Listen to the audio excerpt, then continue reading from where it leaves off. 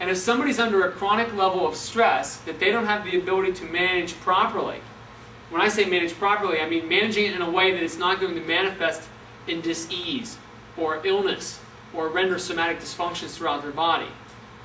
This is the example of those high levels of stress going on, and your stomach is constantly aching or grinding or hurting. Or you're starting to have problems with asthma. Or your skin is starting to flush. Or all of a sudden, I never had high blood pressure before, but now that I've had this thing going on for a period of time in my life, now I have high blood pressure. Well, what changed?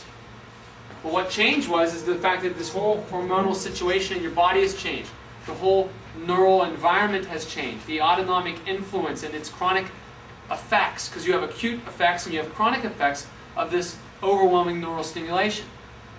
If you find that stress is high and you can't sleep at night, why? It's a whole body manifestation of a stressor.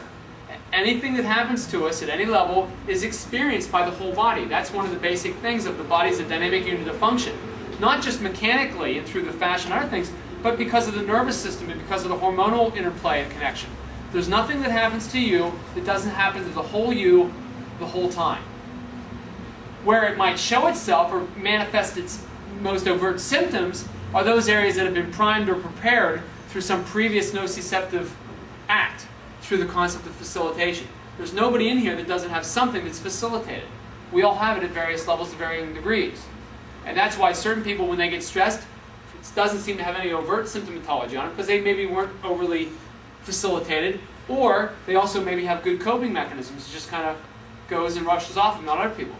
Other folks, they get something in the mail that sets them off, and they get, like, they have to go to the bathroom every 5 minutes. They got irritable bowel. They got headaches that manifest. They got arrhythmia or something of rapid tachycardia or something like that in the heart.